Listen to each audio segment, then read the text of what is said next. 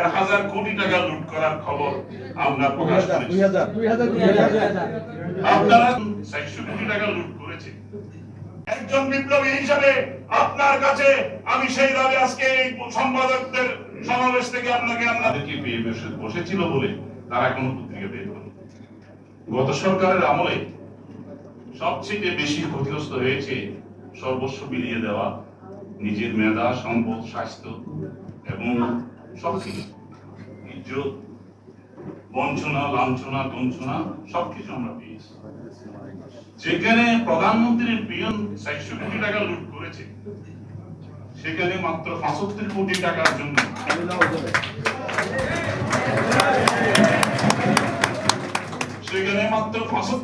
টাকার জন্য আমরা ডিএমপির দরবারে করি।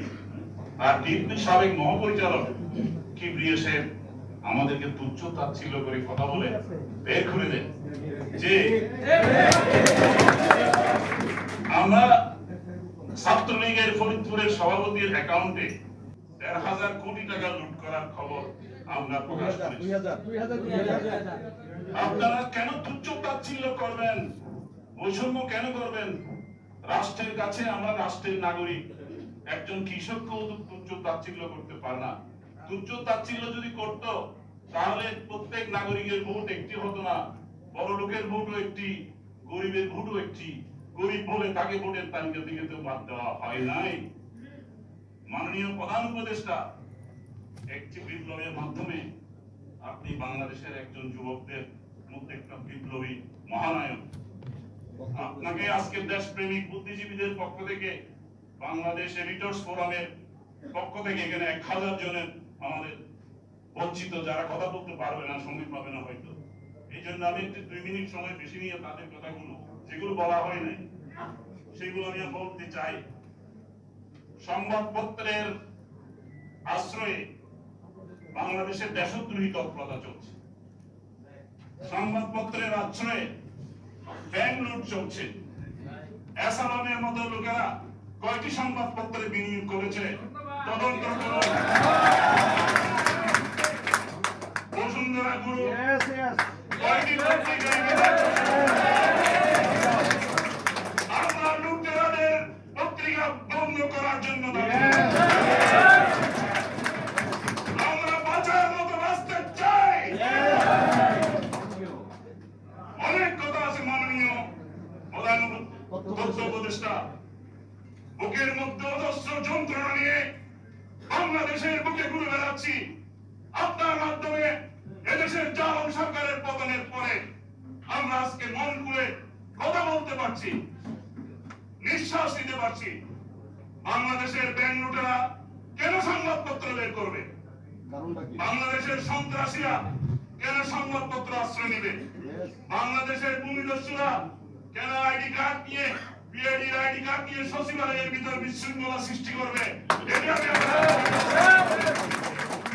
ভূমিদস্যু, খুনি চক্র, অপরাধী চক্র সংবাদপত্রের আইডি কার্ড নিয়ে সচিবালয়ে জিম্মি করার জন্য গত কয়েক সপ্তাহ ধরে চেষ্টা করেছে, সফল হয় নাই। বাংলাদেশের দেশপ্রেমিক সেনাবাহিনী গোয়েন্দা সংস্থা সেই ব্যাপারে আপনাদের উদ্যতন মহলের জ্ঞাত করেছে। আমি বেশি কথা বলতে চাই না। পত্রিকার সার্কুলেশন নীতি বা অন্যান্য যেসব দুর্নীতির কথা বলা হচ্ছে, আমরা যারা বিজ্ঞাপন পাই না, আবার বিনামূল্যে বিজ্ঞাপন ছাপাই, সরকার আমাদেরকে বিনামূল্যে বিজ্ঞাপন ছাপানোর জন্য অনুরোধ করে, চাপ সৃষ্টি করে। আবার বলে যে পত্রিকা কেন বের করো না, টাকাও দাও না, পত্রিকা বের করার জন্য চাপ দাও। এটা কোন ধরনের আইন? আমাদের টাকা নাই, বিজ্ঞাপন বিল পাই না, আর বড় বড় পত্রিকাগুলো সারা বাংলাদেশকে জিম্মি করে রেখেছে। তারা বিভিন্ন ডিপার্টমেন্টকে তারা সাংবাদিকতা এবং বিভিন্ন প্রভাব প্রতিপত্তি, রাজনৈতিক প্রভাব প্রতিপত্তি দিয়ে, সুযোগ দিয়ে সমস্ত বিজ্ঞাপনগুলো তারা কালেকশন করছে।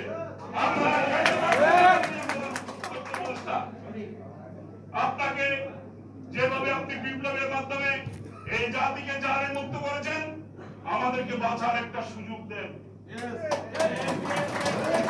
এটা সকল সম্পাদকদের মনের কথা। আপনি আমাকে সময় দিলে মাননীয় উপদেষ্টা, আমি আর অনেক কথা আছে আমার কাছে, তবে 6 মাস অন্তর অন্তর আমাদের এখানে ডিএপি অডিট হয়, 6 মাস পর পর আমরা হিসাব দিতে দিতে আমরা বেতন জোগাড় করব না, অফিস ভাড়া জোগাড় করব না, পত্রিকা প্রকাশ করব।